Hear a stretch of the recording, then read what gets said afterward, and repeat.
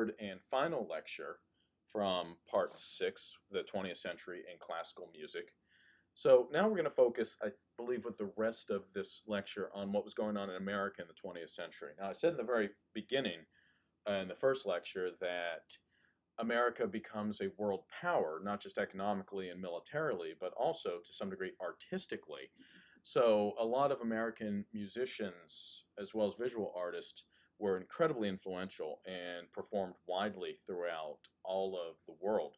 So we'll start with Charles Ives. Ives is an incredibly interesting character. There's a whole documentary on him, which I'll post a link to. It's about a 55-minute documentary, which really is incredibly interesting. So Ives was from New England, from Connecticut specifically, and he very strongly identified with being from New England for his entire life. He was the son of a musician, a man who was a band director and choir director, which really, his father really encouraged him to develop a real independence of ear and not be locked into what he had heard before. Now, he went to college and studied music at Yale University, and actually his first symphony is pretty normal sounding, which he wrote as a graduation, as his final exam to graduate, basically. But the music he heard in his head, the music that he was really interested in and really interested in writing, was very unusual. Even today, over 100 years later, it sounds somewhat crazy at times. So he realized that he wasn't going to make any money. He could either write the kinds of music other people liked and not be happy about it, or he could write the music he wanted to write, but he'd never make any money doing that. So that's what he did. He actually went into business, became an insurance, not an insurance salesman, but worked at an insurance firm in Wall Street, became a millionaire. He was a very successful businessman. But he continued to compose his music, his crazy music, on the side and just kind of store it all in his barn on his farm in Connecticut. Eventually, he published some of his music. Originally, he was thought to be crazy. People listened to his music or tried to perform his music and thought he was insane because his music was so incredibly difficult to perform, difficult to listen to, and absolutely unlike anything anyone had ever heard before.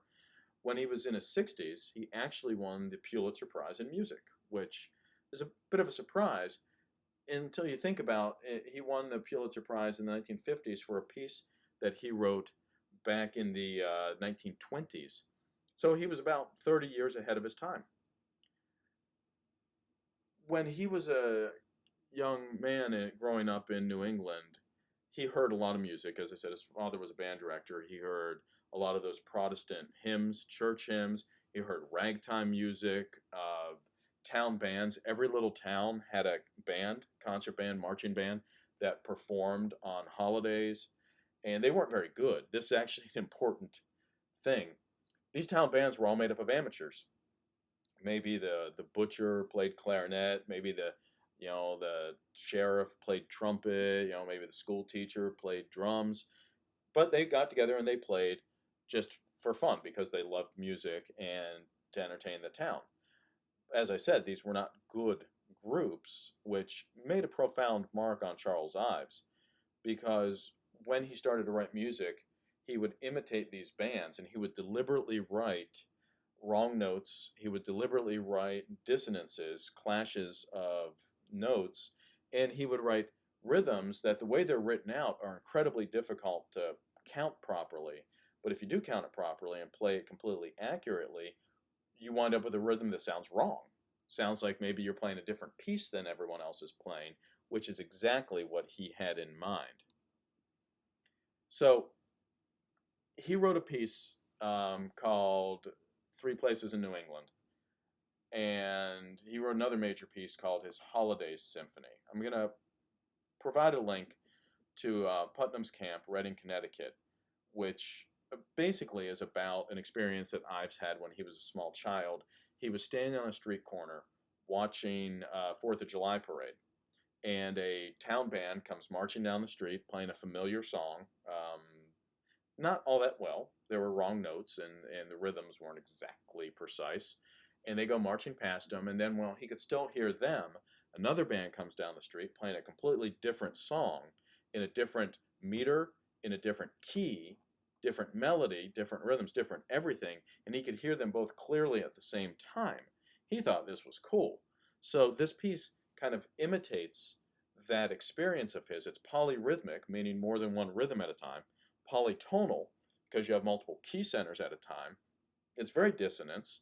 You'll hear familiar songs, songs that would have been popular in the late 1800s, things like Yankee Doodle, but it's all mashed together. It's a brilliant piece of music, very difficult to perform well, and frankly, the better you perform it, the worse it sounds in some ways. So I will put up a YouTube link to that.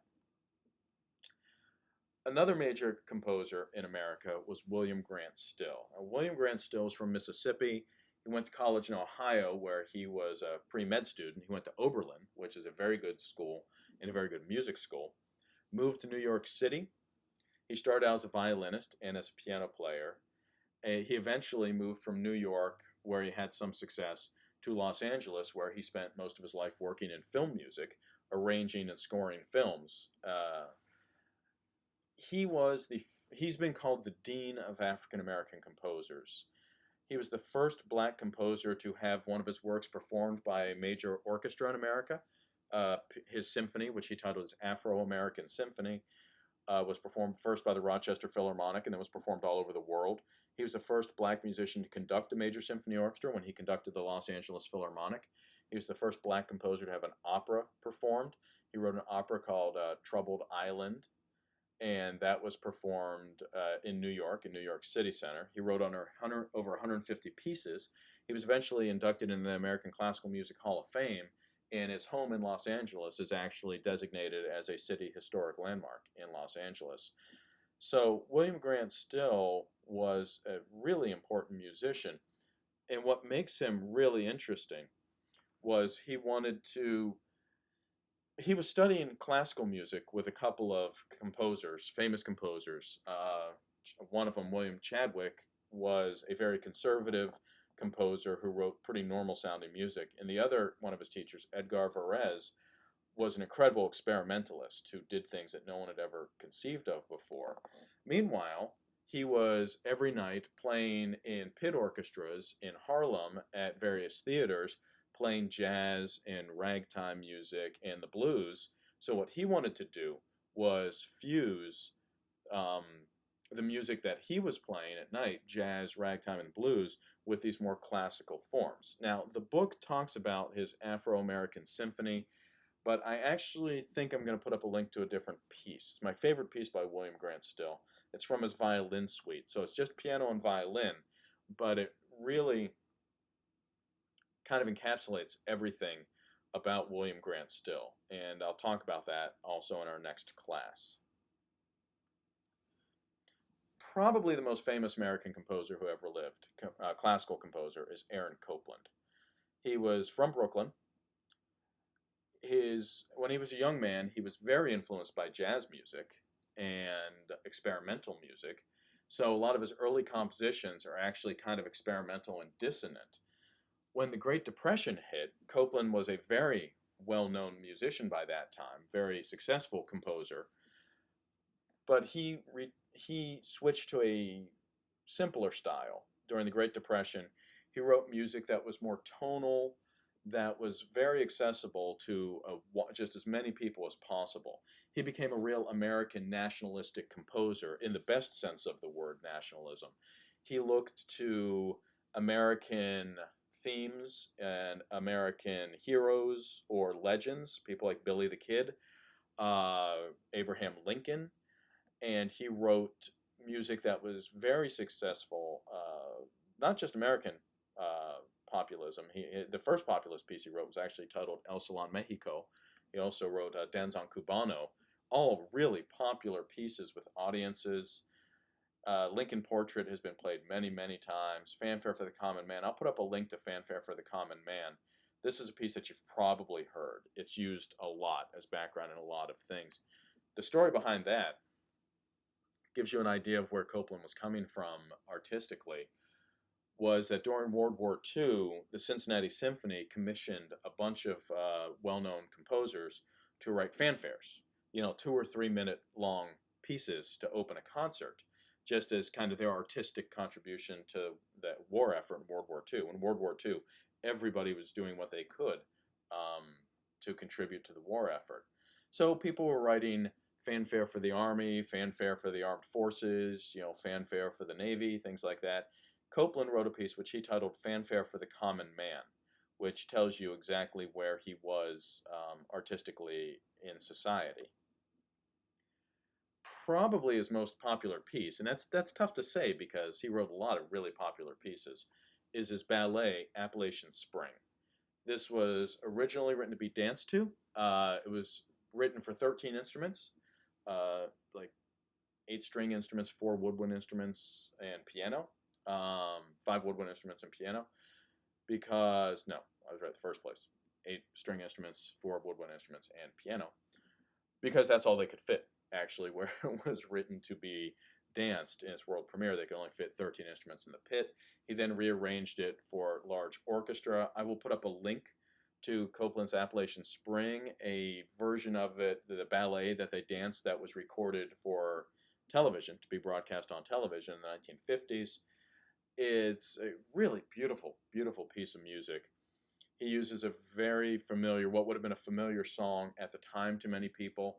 It's a folk song from the Shakers, which was a Christian religious sect, somewhat related to the Quakers, titled Simple Gifts. So I'm going to put up a link to the ballet as it was danced, but then also the most famous part of this ballet, which is Section 7, Theme and Variations on Simple Gifts. It's a great, great piece of music.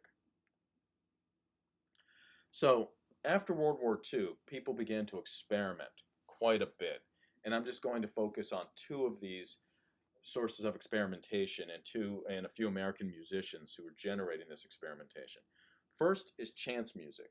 Now, serialism shows up a little earlier in the PowerPoint. I skipped over it. Serialism was this method where you set up a matrix, almost a spreadsheet, which told you what order that you would use the notes in and what order you might even use rhythms. Total serialism, you predetermined everything before you even wrote your first note of music, and then you followed these matrices to kind of structure. It was incredibly structured stuff. Well, chance music was a reaction against that. It was strongly influenced by Asian philosophy. And in chance music, what you'll see is at least part of the music is determined at random. So composers choose certain things to happen at random times. Every performance of a good piece of chance music will sound completely different than any piece that's ever happened before. The most famous composer of chance music was John Cage. He was an American experimentalist after World War II, who was very famous for his experiments with things like chance music, as well as his use of prepared piano. His most famous piece, chance music, I think we talked about all the way back in the first class, was titled 4 minutes 33 seconds. It's where a piano player walks out on stage, sits down at the piano, and sits there for precisely 4 minutes and 33 seconds and does nothing, and then gets up and leaves. The sound in the piece is caused because there's always sound unless you're in a total vacuum. The audience shuffling around, maybe cars driving by outside the performance hall, the air conditioning clicking on and off, but it's never going to be the same twice in a row. So it's kind of the ultimate chance music. In class on Tuesday, I will play an example of chance music for you and show you a score. These things you see in the PowerPoint, like this one, is an example of chance music. You could perform this, for example, by putting it up on the wall and throwing darts at it. And whatever you hit with the dart, that's what you played. Jackson Pollock, I forgot to talk about chance in art. Indeterminacy is another word for chance, was something that was also happening in artistic movements. Jackson Pollock is the most famous chance artist. These are a few other musical indeterminacies. This cool piece down in the lower right corner.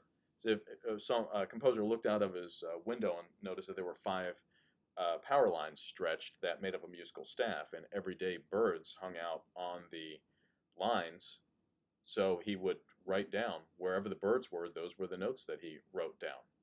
Complete chance, obviously.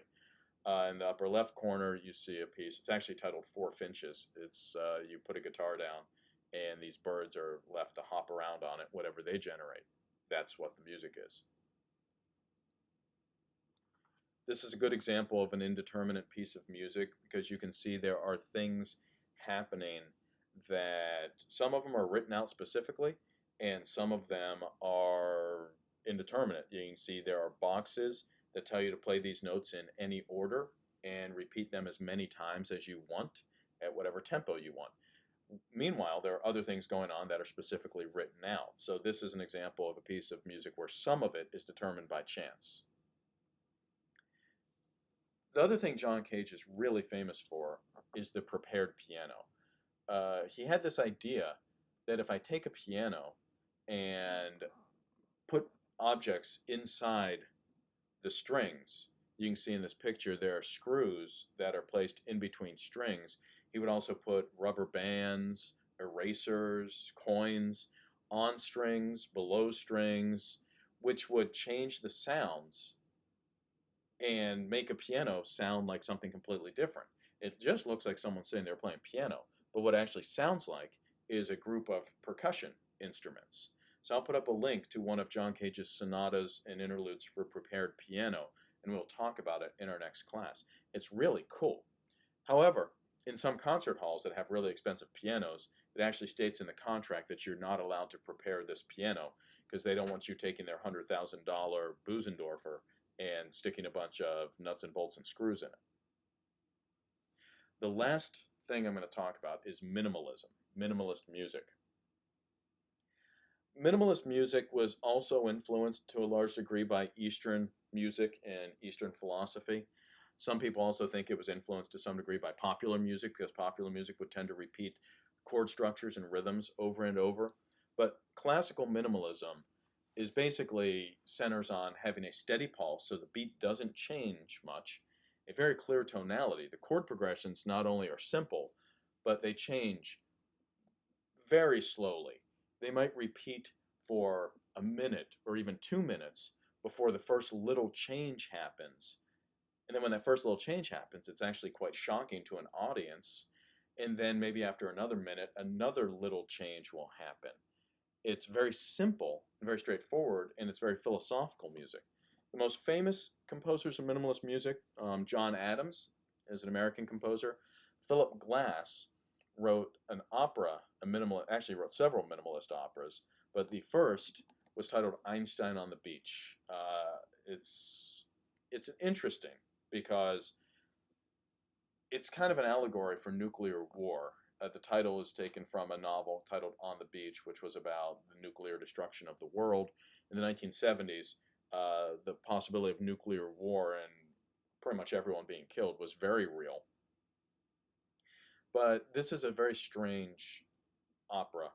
There's no plot. There's no arc of things happening. It's 5 hours long. The music is very simple and very repetitive.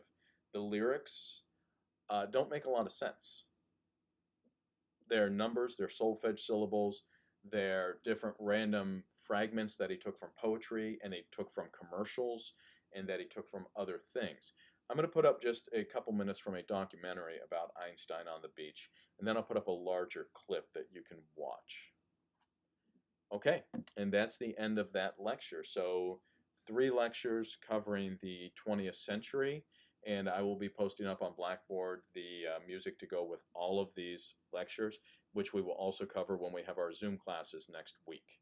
And then the last exam of the semester will be the exam on the 20th century, Part 6, Chapters 1 through 18.